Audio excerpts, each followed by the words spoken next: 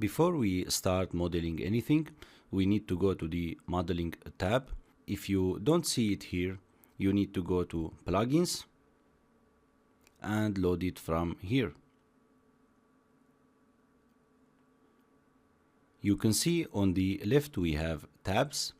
Each one has its own tools and options. We have the create tab. You can create shapes like box, spheres. We're gonna cover everything later. We have the X-form, like the transform to move the shapes, and duplicate to duplicate the objects, split button to split the shapes to multiple shapes. We have the pattern to align the shapes in circle path or line or grid. Here we have the deform tab. If you are coming from Blender or Maya, you may have seen these types of deformers. You can bend and twist the shapes. You can smooth the polygons. If you have noisy surfaces, you can displace the polygons by adding noise deformers on objects. You can sculpt the mesh.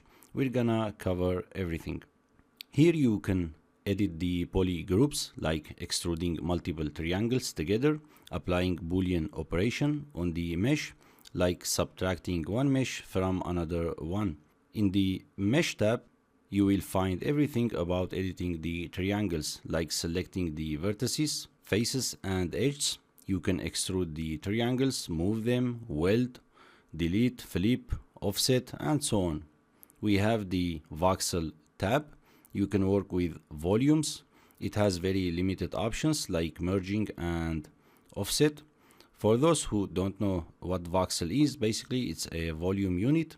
When you have a volume like a box volume, the box is divided to small boxes, so each box called voxel.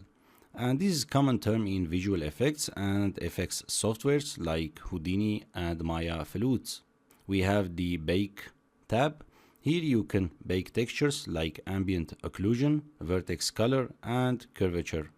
You can inspect your geometry like finding the UV seams and boundary edges and so on. Here you can see we have the UV tab. You can create and unwrap UVs. Here we have an attributes tab. It contains tools like preparing the mesh for collision and generating polygroups.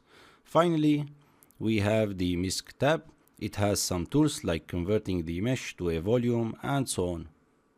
Now let's go ahead to the create tab and I'm gonna click on the box. And now I can move the cursor to the viewport and place the box where I want. And notice here we have the create box. It's asking you to accept that or cancel that.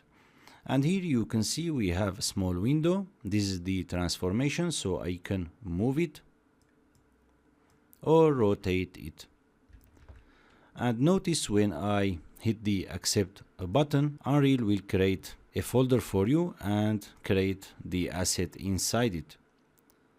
And if I go ahead and create another object, let's say torus, and place it there and hit accept, as you see, this is creating another asset in that folder. If you want to create them in a specific path, you can just delete this one. The menu is outside of the recording area, so let me move that up so you can see it. Right click and delete it and force delete. And now I can come over here and click on new folder and let's call it assets. And now we need to do another step. I need to come to the new asset location and click on that and change that to a current folder. And now if I select the folder and go ahead to the box and click and accept, as you see it's there. Click and accept, now it's there. And as you see, when you create the shapes inside Unreal Engine, each shape you create that, it converts that to an asset. Let's say you are modeling something and you don't want every time you click somewhere or create an object, it converting that to an asset and placing that in the content browser. You may need to work and finish your 3D model and then save it as an asset. And this is very annoying when it comes to modeling. So every time you create something, it comes to the asset folder. So instead of doing that, let's go ahead and delete them. And now let's go ahead and delete this one too. Delete them.